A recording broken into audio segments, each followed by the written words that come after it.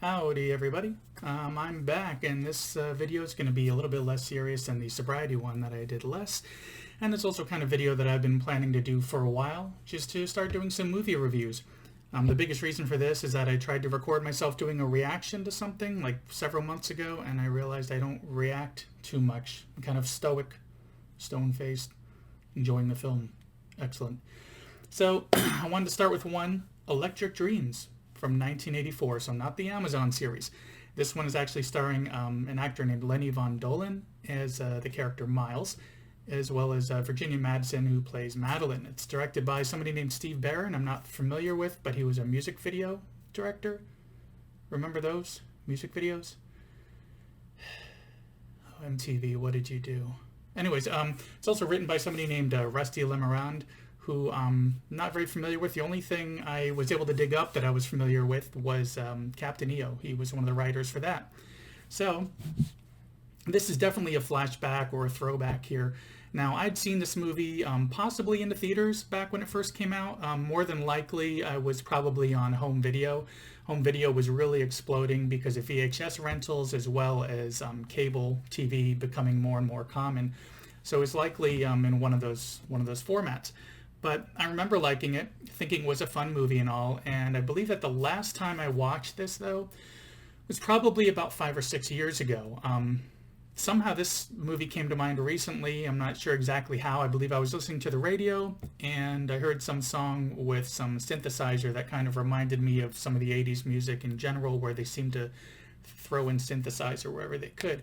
So kind of popped back into my head and made a decision to just go ahead and track it down and give it a viewing, since it had been 5 or 6 years. Now, when I say 5 or 6 years ago, a lot of this movie I didn't remember.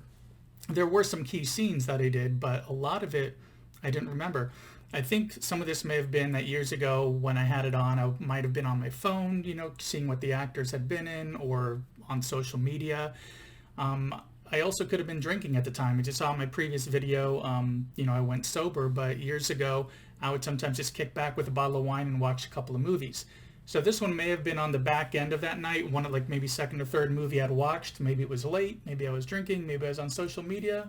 I forgot a lot about this movie.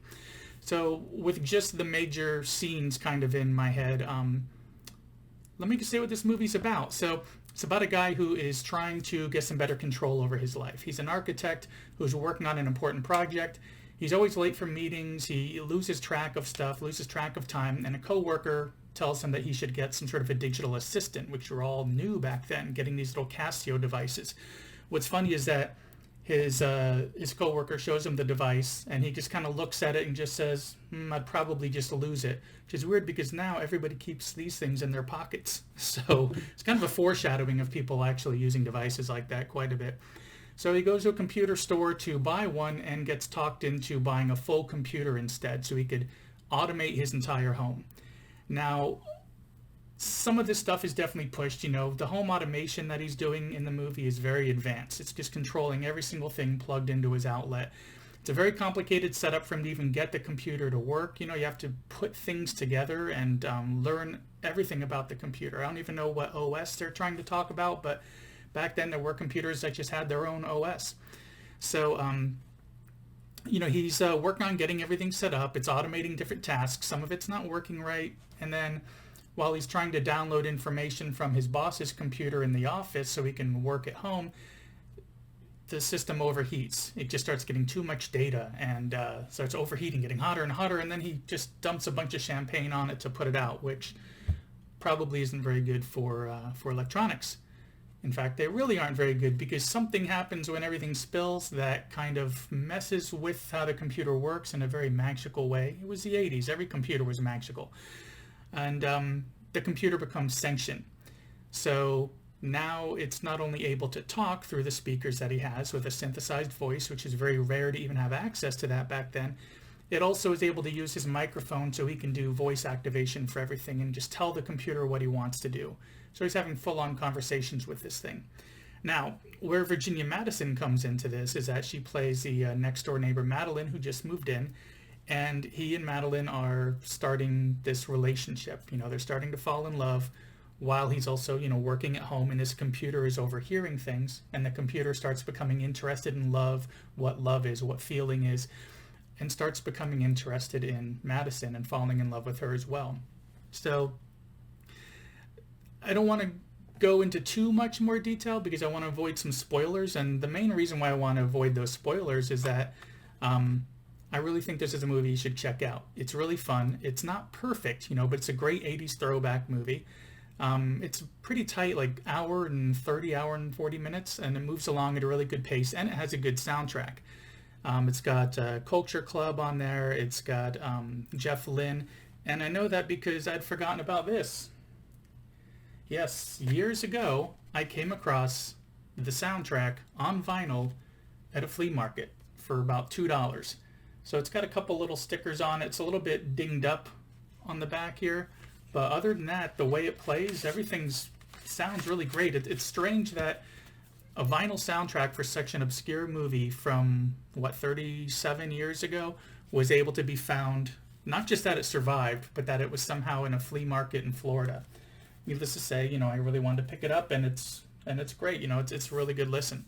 So yeah, a lot of things happen in a movie where he has to kind of deal with this computer that's now able to go out onto, not really the internet, but just using the phone line to get out there and mess with the guy's life as he's trying to, as the computer, already calling it he because it's sentient, as the computer is trying to learn more about feelings and love and is falling in love with Madeline. He's starting to make Miles, the lead character, starting to make his life hell in a way in the real world. Very far-fetched. But some of these things have come true. You can do voice activation. So many people have things like Alexa or Siri, or, come on, nobody's really using Cortana.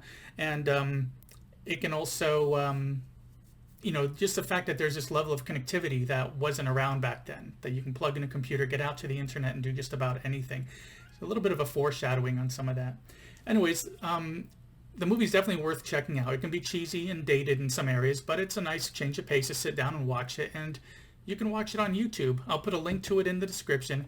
It's not from my channel, but I found a channel that had the entire movie up there. No copyright strikes, evidently, and I couldn't find it anywhere else to watch. I used the Just Watch app to sometimes see what's available out there and where. This didn't even have a listing for it. So I don't know if the rights fell away and no company really owns this, and so it's not available, and maybe that's why this person was able to post the whole movie without a strike, but it's an easy one to check out then. It's right here on YouTube. Anyways, as for the rating for this, taking into account how cheesy it can be at times and how dated it can be, which will bring that score down, along with the nostalgia factor. When you have fond memories of watching a movie when you were younger or a certain situation, that might bring that score up. I would probably even this out as maybe 17 out of 24 stars. No, I'm kidding about that. That's not how I grade things. I'd say it's like a solid 3 out of 5. Maybe bump it a little bit higher if you really have an affinity for 80s movies and 80s music. So that is my quick review. Definitely go check this out. I hope you enjoy it, and I hope you enjoyed this video.